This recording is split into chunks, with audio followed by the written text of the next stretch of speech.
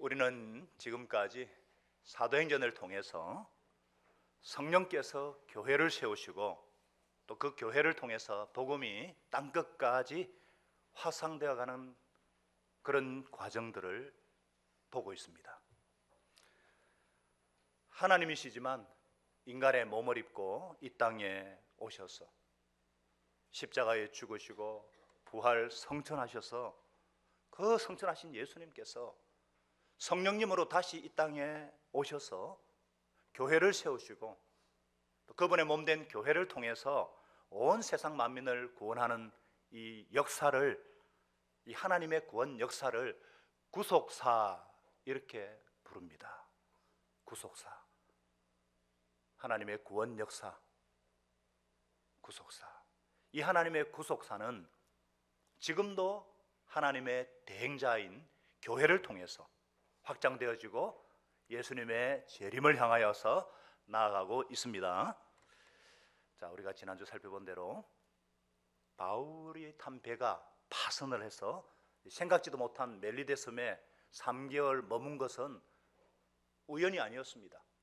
하나님께서 그 섬 사람들조차도 구원하시려는 하나님의 섭리였습니다. 또한 바울이 제수의 신분으로 환난과 고난을 당한 것은 하나님이 자기 종을 구할 힘이 없으셨어가 아니에요. 바로 사도행전 우리가 살펴봤듯이 우리가 하나님 나라에 들어가려면 많은 고난을 겪어야 한다. 이 말씀대로 예수 그리스도와 하나님 나라는, 이 영원한 하나님의 나라는 환난과 역경을 통해서 더욱 선명해지기 때문입니다. 오늘 우리가 읽은 이 본문은 사도행전의 마지막 부분이죠. 자, 사도행전은 막 크리스찬이 된 것으로 보이는 이 데오빌로라는 로마 고관에게 쓴 편지고, 누가복음의 후속이라는 거, 후편이라는 거 기억나시죠? 누가는 이 데오빌로라는 이 사람에게 예수님의 삶과 죽음 그리고 부활과 성천에 대해서 얘기를 했고, 그 후에 교회를 통해서 기독교가 어떻게 자라왔는가 이것을 자세히 보여주면서, 이것은 결국 사도들의 얘기가 아니라 성령님의 역사, 성령 행전이고 더 엄밀히 말하면 교회 행전, 하나님의 구속사였다는 것을 강조하고 있습니다. 그러면서 결국 예수님의 말씀, 사도행전 1장 8절 말씀대로 오직 성령이 너희에게 임하시면 너희가 권능을 받고 땅끝까지 복음이 전파될 것이다. 이걸 보여주고 있는 거예요. 보아라, 예루살렘에서 시작된 이 복음이 지금 로마 제국 땅끝에까지 와 있지 않냐. 그러면서 이 하나님의 이 역사는 앞으로도 계속 되어져 나갈 것이다. 이렇게 말씀하고 있는 것입니다. 그래서 우리가 하나님의 나라는 어떻게 확장되는가, 이런 제목으로 오늘 말씀을 살펴보는 가운데 우리에게 주어진 숙제는 무엇인지 하나님의 음성을 들을 수 있기를 소망합니다. 첫째로, 하나님의 나라는 어떻게 확장되는가? 모든 환경을 하나님의 기회로 삼음으로 확장된다는 거예요. 모든 환경을 하나님의 기회로 삼으라. 자, 16절에 보니까 바울 일행이 드디어 로마에 도착합니다. 얼마나 설렜겠어요. 얼마나 가슴 벅찼겠어요. 이거 세우기까지 얼마나 고생을 많이 했습니까? 로마, 로마, 꿈에도 있을 수 없는 그 이름, 그 이름만 들어도 가슴 벅찬 이 로마. 개인적으로 원해서 온 것이 아니에요. 주 예수님께서 로마에 가서 복음을 전해야 한다고 몇 번이나 말씀해 주셨기 때문에 그 주님의 음성을 듣고 그 일을 위해서 기도하고, 어떻게 하면 로마에 가서 복음을 전할까 노심초사했던 바로 그곳. 여러분, 그 당시 전 세계 인구가 약 2천만 명이라고 하는데 로마에만 100만 명 이상이 살고 있었어요. 모든 길은 로마로 통한다. 이 말처럼 세계의 중심지인 이곳에 복음을 전하기를 그렇게 소원하면서 도착을 했는데, 이게 웬일이에요? 이게 웬일이에요? 거기서도 여전히 바울을 기다리고 있는 것은 감옥이었습니다. 16절에 보니까 자기를 지키는 한 군인과 함께 따로 있게 허락하더라. 로마에 오기는 왔는데 시장에 나갈 수도 없었고 거리에 나갈 수도 없었고 더더욱이나 회당에 나가서 복음을 전할 수도 없어요. 여전히 죄수의 몸이기 때문에. 여러분, 세상에서 가장 큰 위기가 언제 다가오죠? 가장 큰 위기가 언제 다가오느냐? 희망이 사라질 때죠. 아무리 어려워도 희망이 있으면 괜찮아요. 주님께서 나를 로마로 반드시 보내주실 것이다, 이 확신이 있었기 때문에 지금까지 버텨왔는데, 예루살렘에서 체포된 이후에 수많은 재판을 받았고 판결도 없이 가이사랴 감옥에 2년 6개월 동안이나 구금 생활을 했고, 또 배가 파손되어 오면서 죽을 뻔한 그 고생하면서 도착한 것이 로마인데, 이 로마에 와보니까 여전히 쓸쓸히 갇혀 있어야 하는 죄수의 몸, 이 위기, 이 실망, 이 환경. 자, 이쯤 되면요, 이제 실망하고 이제 포기할 만하지 않습니까? 하나님께 원망의 말이라도 한번 할 법하지 않습니까? 저 같으면 하나님, 이게 뭡니까? 그러나 본문 어디에도 그런 흔적이 없어요. 오히려 17절에서 19절 한번 보십시다. 사흘 후에 바울이 유대인 중 높은 사람들을 청해가지고 그들이 모인 후에 이렇게 말합니다. 동포 여러분, 나는 이스라엘 백성이라 우리 조상의 간섭을 배척한 일이 없는데 예루살렘에서 로마인들의 손에 죄수로 내어준 바 되었지만, 아무리 나를 신문해도 죽일 제목이 없으므로 석방하려 하였지만 이 유대인들이 반대하기로 할 수 없이 가이사에게 항소하여서 여기까지 왔습니다. 이런 까닭에 내가 여러분을 뵙고 말씀드리려고 오라고 정한 것입니다. 그러면서 20절에 뭐라고 그랬어요? 내가 이렇게 세사슬에 매여 있는 것은 단 한 가지 이유, 이스라엘의 소망 때문이라는 거예요. 여러분, 이스라엘의 소망이 무엇입니까? 배웠잖아요. 죽은 자의 부활. 죽음으로 끝나는 것이 아니라는 거예요. 이 땅의 삶이 전부가 아니라는 거예요. 하나님의 나라가 있다는 것. 그 나라는 오직 예수님의 통치를 받는 나라. 오직 나를 위해 죽으시고 부활하신 예수 그리스도, 그 이름의 권세와 능력을 믿음으로만 갈 수 있는 나라. 그거인 것을, 그 나라를 정언하기 위해서, 그 소망 때문에 세사슬로라도 이렇게 와 있다는 거예요.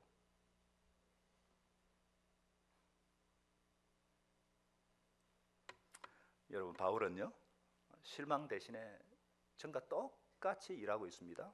아니, 오히려 위기의 순간을 기회로 삼았어요. 그는 하나님께서 이곳에서도 무언가를 이루기를 원하신다는 사실을 확신했습니다. 믿음으로 사는 자에게는 모든 환경이 기회가 됩니다. 여러분, 창세기 요셉 잘 아시죠? 요셉을 한번 보세요. 이 요셉이요, 형들에 의해서 노예로 팔렸어요. 얼마나 좌절했겠습니까? 그 중에 몇몇은 죽이려고 죽여버리자 주장도 하는 것을 요셉이 다 들어요. 언어도 모르는 먼 애굽의 한 장수의 집에 팔려왔어요. 우리 같으면 막 낙담했을 건데, 그러나 그는 위기를 기회로 삼아서 보디발 장군 집의 총무가 됩니다. 고생 끝에 이제는 뭔가 이루어지는구나 하는 그 순간에 아주 성폭행범이라는 이 지저분한 누명을 쓰고 감옥에 들어가요. 이렇게 억울할 때가 어디 있습니까? 이렇게 억울할 때가 어디 있어요? 그러나 요셉은 감옥에서도 허송세월하지 않았습니다. 일반 죄수를 가두는 감옥이 아니라 왕궁의 신하들을 가두는 감옥이에요.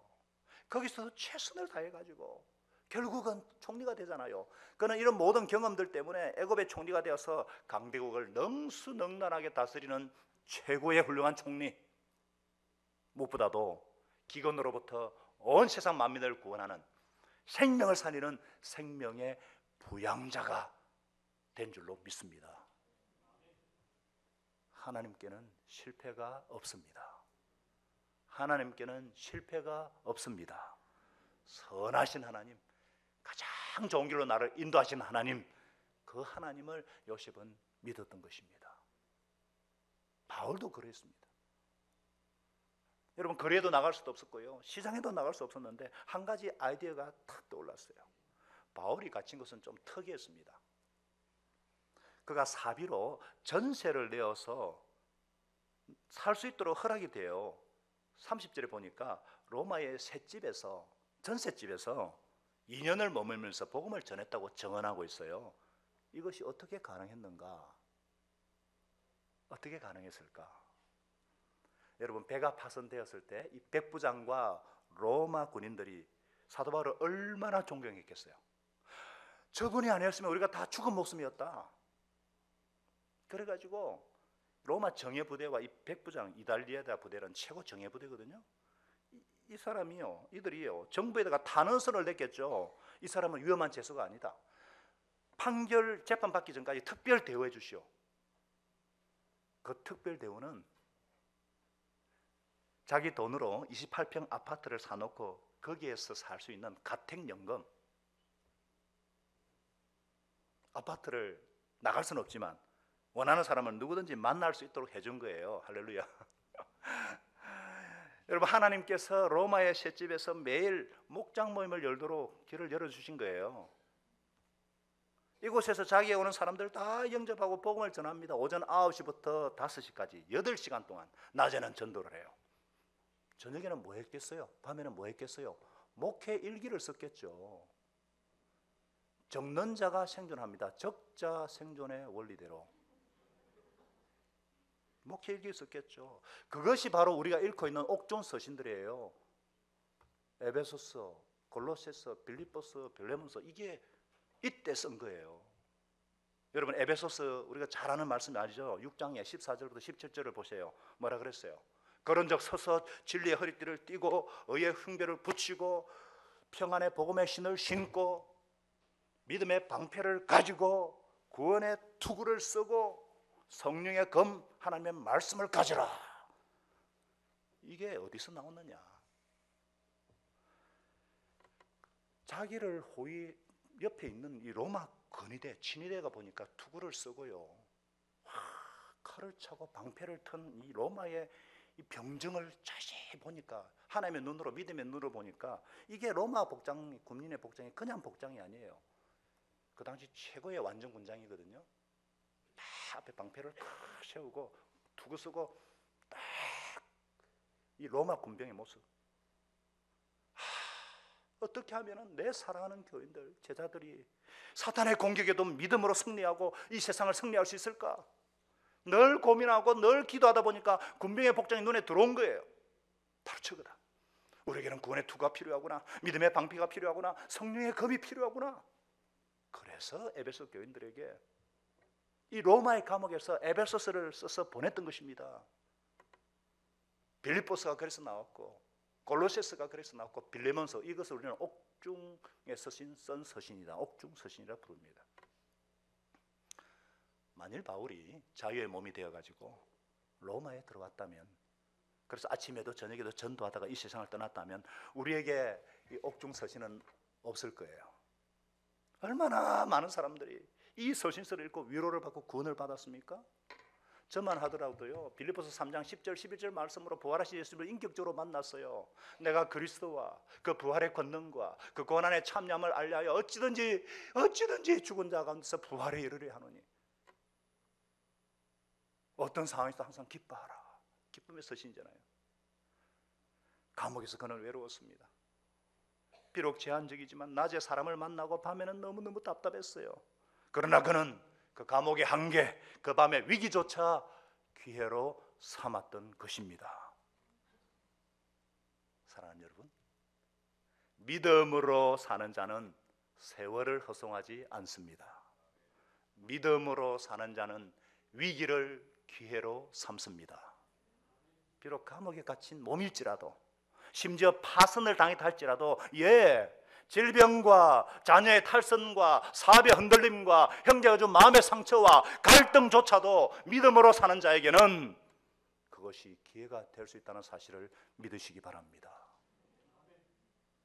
앞으로 우리 인생에 다가오는 어떤 환경도, 아니 모든 환경을 하나님의 기회로 삼는 놀라운 믿음의 사람들이 되시기를 축복합니다.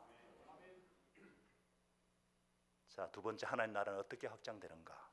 끝없는 저항 속에서의 확장이라는 거예요. 그런 죄수의 몸으로서라도 복음 전하기 위해서 가능한 방법을 다 동원합니다. 영혼 구원을 위해서는 별짓을 다 해요.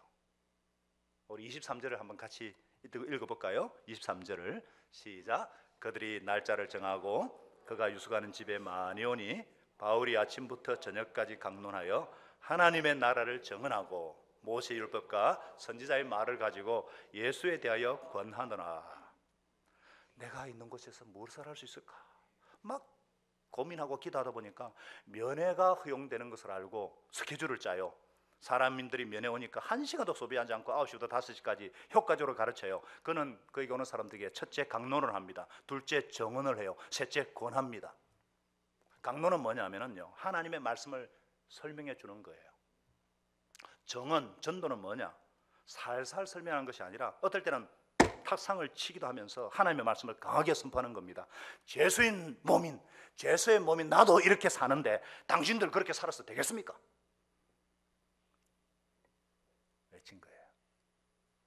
권했다는 것은 생활을 터치해 주는 것입니다. 머리로만 가르친 것이 아니라 생활 속에 적용할 수 있도록 생각과 가치관과 습관이 바뀌도록 간절히 고민했다는 것입니다. 모세 율법과 선지자 구약 성경에서 약속된 바로 그 메시아, 나를 위해 죽으시고 부활하신 예수 그리스도 그 생명의 복음, 그 이름의 권세와 능력을 의지해서 가정과 생업과 사역의 현장을 섬기도록, 마치 우리로 치면요, 삶 공부, 목장 모임, 연합 예배, 지정의의 핵심과 균형 잡힌 예수님의 제자로 서도록 그렇게 간절히 매달렸다는 것입니다.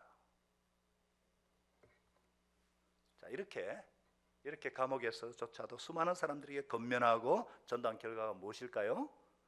24절에 보니까요, 그 말을 믿는 사람도 있고 믿지 아니하는 사람도 있어. 참 신기하죠. 바울이 안 믿으려는 사람 억지로 찾아가서 이렇게 억지로 전도도 아니고 초청하니까, 그래서 설교 들으러 자원해서 와놓고서는 안 믿는 거예요. 그러면서 또 오기는 계속 옵니다. 이쯤 되면 화가 나죠. 목장에도 오고 상공비도 오고 예배도 간간히 오는데, 그리고 필요할 때 도와주고 일자리도 알아봐주고 사랑으로 기도로 섬기는데도 뺀질뺀질하면서 안 믿는 거예요. 최선을 다해서 헌신적으로 섬겼는데 한번 마음이 뒤틀리면 괜히 터집 잡고는 못 믿겠다, 목장 안 오겠다. 그러면 저 같으면 지옥 가든 말든 난 모르겠다, 이런 마음 생기지 않겠어요? 그럼에도 바울은 실망하지 않습니다. 오히려 선지자 이사야의 말씀을 붙잡습니다. 25절에 27절을 보니까 성령께서 선지자 이사야를 통해서 너희 조상들에게 말씀하시니 옳다. 너희가 듣기는 들어도 도무지 깨닫지 못하고 보기는 보아도 도무지 알지 못하는도다. 그래서 결국 이 백성의 마음이 무뎌지고 귀가 먹고 눈이 감겨서 그들이 깨닫지 못함으로 내가 그들을 고쳐 주지 않으려는 것이다. 어찌 좀 자세히 보면 어찌 좀 이상하죠? 말씀 좀 이상하지 않아요? 그들이 깨닫지 않는 게 꼭 하나님의 의도인 것처럼 이렇게 말씀하고 있잖아요. 그런데 실제 이사야 본문은 더 심해가지고요, 이사야서 6장 10절을 보면요, 염려하건대 그들이 듣고 깨달아서 내게로 돌아와 고침을 받을까 하노라까지 말씀을 해요. 이게 무슨 말인가? 이게 무슨 말인가? 정말 하나님은 이 사람들이 깨닫지 못하도록 해놓으신 것인가요? 아닙니다. 이게 역설적인 표현이에요.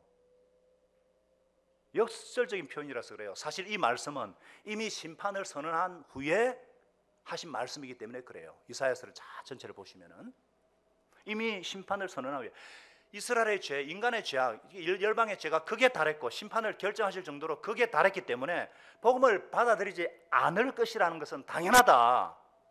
하나님의 말씀을 아무리 전해도 망할 사람은 안 듣는다는 거예요. 그래서 우리도 기억해야 하는 게, 복음은 언제나 소수의 사람들이 받아들인다는 사실입니다. 여기 앉아 계신 여러분들처럼. 그래서 우리는 최선을 다해서 영혼을 섬기고 사랑하고 복음을 전하면서도 100% 이 사람이 받아들일 것이다, 그런 기대는 하지 말아야 합니다. 또 전도하다가 잘 안 될 경우에 실망을 해가지고 이상하다, 하나님이 사랑하시면 어떻게 이럴 수가 있나, 왜 하나님이 내 기도에 들어주시지 않는가, 괴로워할 필요가 없다는 거예요. 복음을 받아들이는 사람이 있는 반면 안 받아들이는 사람이 있다는 것이고, 그럼에도 하나님은 복음을 받아들인 남은 자들을 통해서 구속 역사를 이루신다는 사실입니다. 그러면 어떤 분은 이렇게 말씀할 거예요. 그래? 그럼 우리가 죽기 살기로 뭐 그렇게 할 필요가 없네? 그냥 얘기해보고 안 되면 뭐 포기하지 뭐. 그게 아닙니다. 그건 또 아니에요. 왜냐하면 궁극적으로 그분들은 하나님의 사랑의 대상이니까. 하나님의 사랑의 대상이기 때문에 그래요. 하나님은요, 디모데전서 말씀하듯이 모든 사람이 구원을 받기를 원하세요. 진리에 이르기를 원하세요. 한 사람도 멸망치 않고 다 구원받기를 원하세요. 이게 하나님의 마음이에요. 그래서 전도의 근본은 그 사랑을 실천하는 거예요. 영혼 구원 이전에 영혼 사랑입니다. 영혼 사랑이 먼저죠. 하나님께서 나를 이처럼 오랫동안 참아주셨는 것처럼, 오래 참으셨던 것처럼 그 사람도 사랑하신다는 것을 아니까, 하나님이 그를 위해서 울고 계시다는 것을 아니까 두 팔을 벌려서 기다리고 계시다는 것을 알기 때문에, 그래서 전도하는 거예요.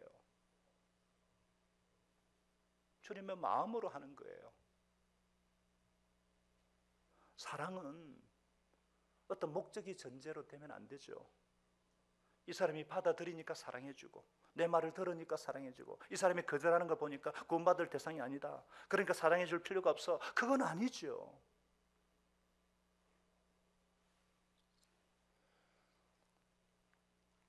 여러분, 내가 전도하는 대로, 내가 섬기는 대로 다 예수님 영접하고 제자로 선다면 그건 누가 못하겠어요. 예수님의 말씀을 직접 듣고도 회개하지 않고 마음문을 열지 않은 사람들 많았습니다.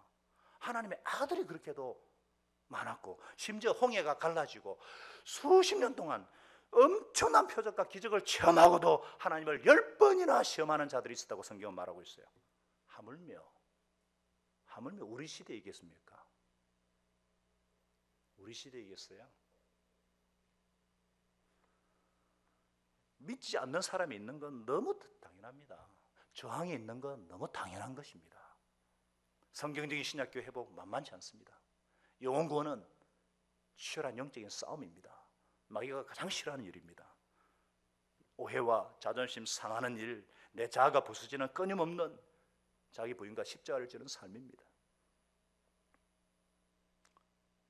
그럴 때는 당당하게 28절 말씀처럼, 그런즉 하나님의 이 구원이 이방인에게로 보내준 줄을 알라. 그들이야말로 그것을 듣고 받아들일 것이다. 이런 자세가 필요합니다. 쿨하잖아요. 이럴 때 쓰는 말이, 요즘 아들이 말이 쿨하다 이 말이에요. 이게 쿨하잖아요. 시원하지 않습니까? 무더우세요? 쿨하잖아요. 이게 하나님의 신비예요. 이게 하나님의 구속 역사 방법이에요.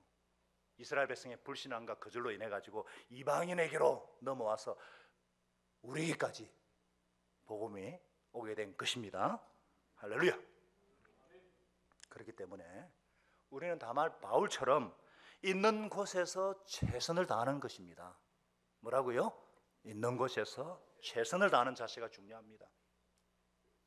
마지막까지 참고 인내하고 기도하고 사랑해 줘야 합니다. 모든 사람이 구원의 대상이다 이렇게 아시고 마음껏 사랑해 주고, 거절한다고 해서 미워하지 말고 그렇게 마지막까지 섬길 줄 아는 저와 여러분 될 수 있기를 바랍니다. 세 번째, 하나님의 대행자의 삶을 살아라. 자, 비록 저항과 반대가 있었지만요, 사실 이 로마의 셋집에서의 이 복음 사역의 결과가 어떠했느냐? 옥중 서신 중에 제가 읽어보니까 빌립보서 4장 22절에 이런 말씀이 있어요. 빌립보서 4장 22절 같이 읽어볼까요? 시작. 모든 성도들이 너희에게 문안하되 특히 가이사의 집 사람들 중 몇이니라.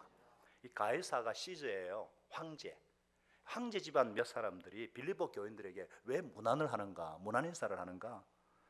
여러분, 로마 친위대가 근위대가 바울을 지키고 있었기 때문에 오늘날로 치면 청와대 경호원들이에요. 경호원들, 특수 경호원들이에요. 바울을 지키면서 하루 3교대로 한 명씩, 집안에 한 명, 밖에 한 명, 8시간을 바울과 같이 지내면서 낮에 바울이 복음 전하는 것을 다 옆에서 듣습니다.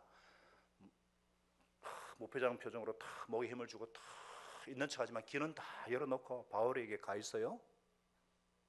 들은 내용 중에 궁금한 것은 나중에 1:1 과외 공부하듯이 바울에게 질문하지 않았겠어요? 했겠어요? 안 했겠어요? 그러다 보니까 로마 친위대가 다 예수를 믿게 되었어요. 바울이 로마에 들어간 지 불과 260년 만에 AD 313년에 기독교가 로마의 국교가 됩니다. 네로 황제가요 그렇게 크리스찬들을 죽였지만은요, 그로부터 260년 후에 국교화가 되는 거예요. 로마가 복음화되는 거예요. 이게 어떻게 가능했을까? 어떻게 가능했을까? 바울이 가이사 집안 사람들을 복음화시켰기 때문에 가능했던 것입니다. 만일 바울이 자유의 몸이 돼가지고 시장에 나가 설교했다면요, 아마 한 달도 살지 못하고 순교하지 않았을까? 왜 그래요? 그를 죽이기 전에는 먹지도 마시지도 않겠다는 결사대가 40명이나 있었잖아요.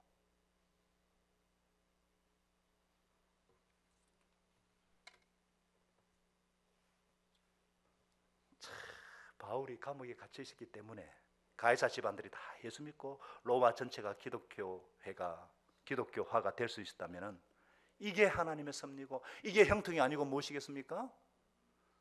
믿음으로 사는 자의 삶의 결과인 줄 믿으시기 바랍니다. 그래서 로마서에서 바울은 이렇게 외칩니다. 우리가 알거니와 우리가 확신하거니와 하나님의 뜻대로 부르심을 입은 자, 하나님을 사랑한 자, 그 뜻대로 부르심을 입은 자는 모든 것이 합력하여 선을 이루느니라. 하루하루 믿음으로 나의 삶을 주님 앞에서 살기로 작정하시기를 축복합니다. 자, 그러고는 사도행전이 굉장히 갑작스럽게 끝이 나요. 30절에 바울이 온 이태를 2년을 자기 셋집에서 머물면서 자기에게 오는 사람을 다 영접하고, 그리고는 30절에 1절에 담대히 하나님 나라를 전파하며 주 예수 그리스도에 관한 것을 가르치되 그 많은 사람이 없었더라. 담대히 확실히 있게 전하니까 그 많은 사람이 없었다. 아니 무슨 이런 글이 다 있나? 당황스럽죠? 당황스럽지 않으세요? 저는 많이 당황스럽다는데. 궁금하잖아요. 바울이 그래서 정말 황제 앞에 섰는가? 그래서 네로 앞에서도 복음을 전했는지, 혹시 그것이 2, 3년 뒤에 네로가 로마시를 불지른 방화범으로 기독교인을 모는데 어떤 영향을 끼쳤는 것인지 막 궁금한데, 그런 모든 궁금증을 뒤로 한 채 그냥 팍 하고 끝이 나요. 왜 이런가? 가장 쉬운 결론은 이 글이 바울이 재판 받기 전에 써져졌기 때문이다, 이렇게 말하는 사람이 있고, 학자들 중에 어떤 사람은요 그 이후에 써져졌지만 의도적으로 여기서 끝내는 거 있다고 하는 사람도 있어요. 어쨌든 분명한 것은 사도행전을 이렇게 미완성으로 둔 이유는 우리에게 그 다음 이야기를 써가라고 하시는 성령님의 의도가 분명하다는 거 부인할 수가 없습니다. 그래서 우리는 사도행전 28장을 넘어서 이어서 29장을 써가야 합니다. 어떤 것을 써가야 되는가? 여러분, 사도행전을 지금까지 다 전체를 한번 살펴보니까 가만히 보니까 한 3가지가 두드러져요. 3가지. 가장 먼저는 성령님의 역사가 엄청나다는 거죠. 이 하나님의 구속 역사의 주체는 성령님이시고, 그 성령님께서 때로 이적과 기사로, 때로는 고난 가운데 이길 힘을 주시고 그렇게 이끌어 오셨다는 거예요. 그래서 성령 행전이라 그래요. 두 번째는 그 역사의 일종의 평신도들이 쓰임 받았다는 거예요. 물론 그때도 사역비를 지원받아서 일하는 전문 사역자도 있어요. 그러나 대부분 이 역사에 쓰임 받았던 사람들은 일종의 평신도였어요. 그렇지 않습니까? 그리고 세 번째, 그들이 한 것은 결국 교회를 세우는 일이었습니다. 그 교회는 집에서 모이는 사랑과 기도로 만들어지는 가족 공동체였다는 것입니다. 가정교회. 이 세 가지, 성령님, 평신도, 가정교회가 사도행전 전체를 이끄는 동력이었습니다. 아멘이십니까? 동의가 되시죠? 그런데 슬프게도요, 오늘날에는 그것이 무너졌어요. 대부분의 교회는, 교회 평신도들은 마치 구경꾼으로 변했고, 가족 공동체로서의 성령님의 강력한 역사를 체험하던 가정교회는 사라지고, 교회라 그러면은 큰 건물을 지칭하는 명칭으로 바뀌어졌어요.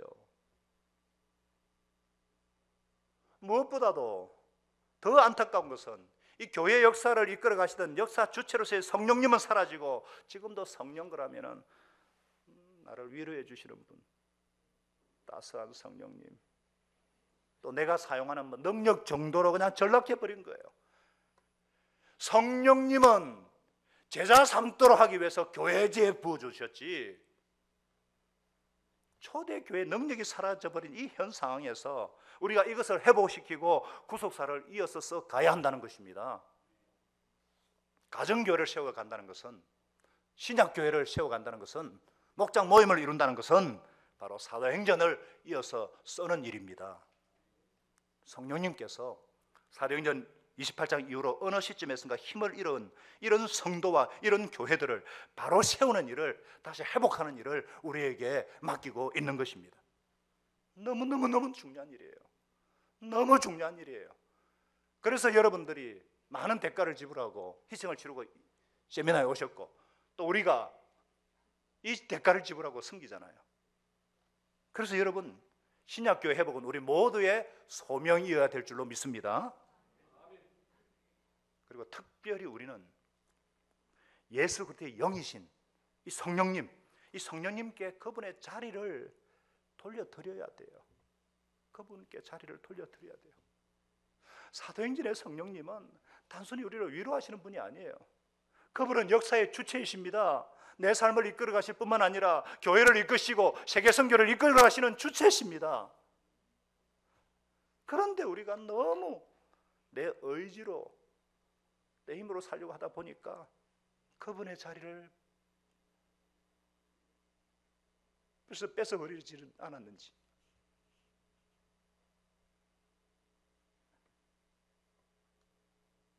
사도행전을 설교하면서 제게 소망이 생겼습니다. 그것은 이 교회를, 주님의 이 교회를 저와 성도들이 이끌어가고 성령님께서 우리를 도와주시는 것이 아니고, 성령님께서 좀 더 이끌어 주시도록, 성령님께서 좀 더 우리를 사로잡아 주실 수는 없는가? 더 온전히, 더 강하게 이 교회를 사로잡으시고 가실 수는 없을까? 그것을 소망해 봅니다. 그건 우리 인생도 마찬가지예요. 내가 살고 싶은 삶을 살고 주님이 나를 돕는 그런 분이 아니라 예수 그리스도, 그분이 내 삶을 온전히 이끌어갈 수는 없는가?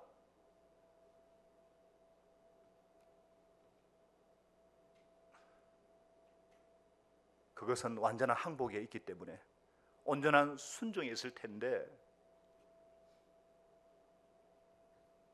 여러분, 우리 소망해 보십시다. 그분에게 온전히 내 인생을 맡겨서 그분이 이끌어 가시는 능력 있는 인생, 하나님의 구속사를 이어가는 저와 여러분 되시기를 예수님의 이름으로 축원합니다.